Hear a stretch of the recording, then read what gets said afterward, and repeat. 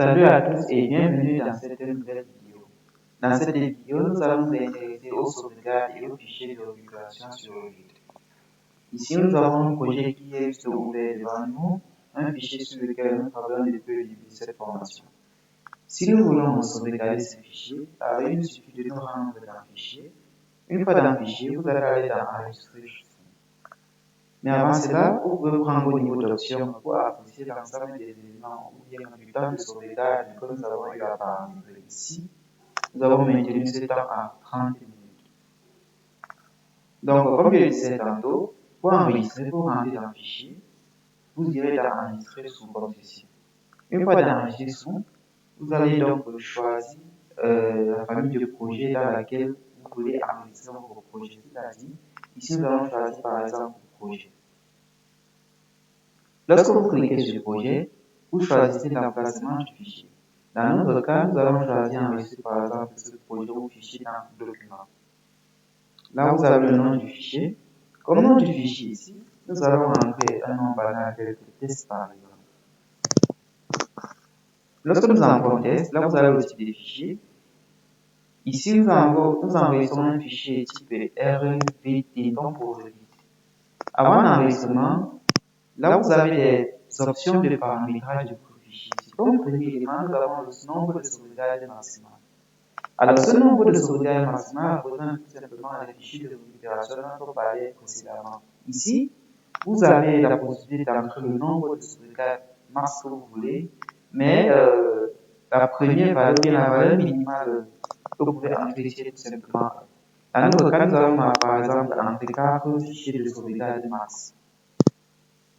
Alors, intéressons-nous d'abord à cet élément. Une fois cela fait, vous allez cliquer sur OK et là, vous allez enregistrer. Lorsque vous enregistrez, vous verrez que automatiquement après l'enregistrement, le nom de votre fichier va tout simplement changer comme vous le voyez juste là. Ici, maintenant, vous avez le fichier test.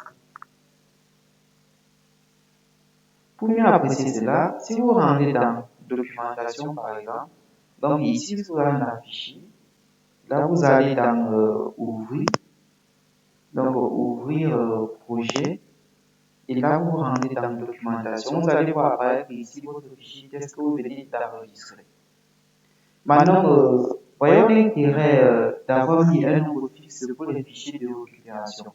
Si vous rendez à nouveau dans vos projets comme ceci, et vous cliquez tout simplement sur enregistrer une fois, enregistrer deux fois, enregistrer trois fois, enregistrer quatre fois, et vous rendez à nouveau dans fichier. Une fois dans fichier, vous allez dans ouvrir.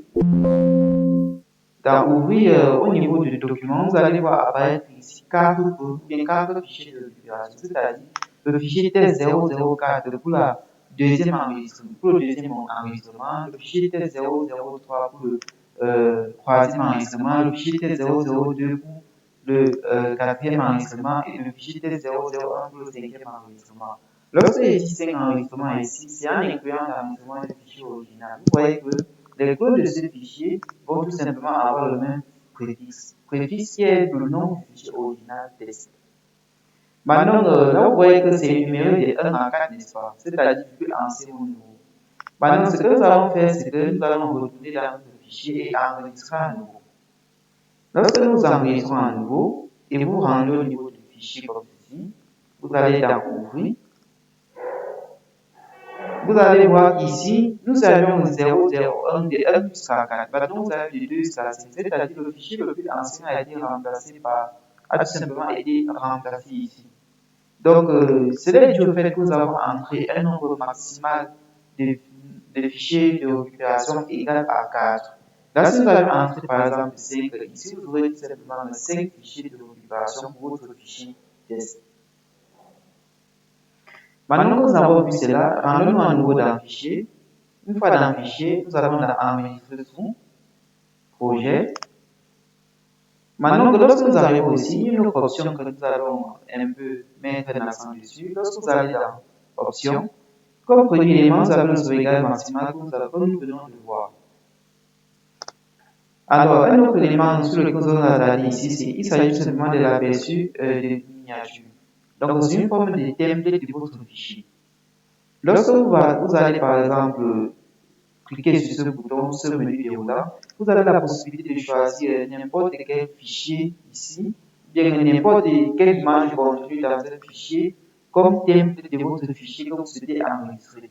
Dans ce cas, si nous allons par exemple choisir rendu kitchen. Si nous choisissons rendu kitchen par exemple ici, nous validons, donc là nous allons cliquer sur l'option de régénération si la vue ou la feuille n'est pas à jour. Une fois cela fait, nous allons cliquer sur OK. Nous cliquons sur OK. Et là, nous allons tout simplement enregistrer. Nous enregistrons. OK. Maintenant, rendons-nous à nouveau au niveau des fichiers. Une fois dans le fichier, nous allons tout simplement aller dans Ouvrir,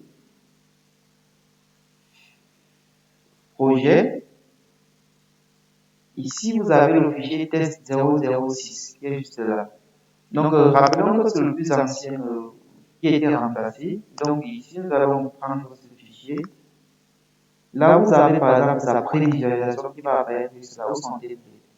Alors, cette prévisualisation, si nous prenons cette nouveau deuxième fichier, vous avez la même prévisualisation, troisième fichier, quatrième fichier également. Donc là, vous avez les prévisualisations qui sont intégrées. Mais au niveau des tests ici, vous remarquerez que là, vous avez une autre prévisualisation de ce fichier test, qui est tout simplement le fichier kitchen que nous avons choisi précédemment. Donc, c'est ce qu'il fallait savoir sur ces options de sauvegarde.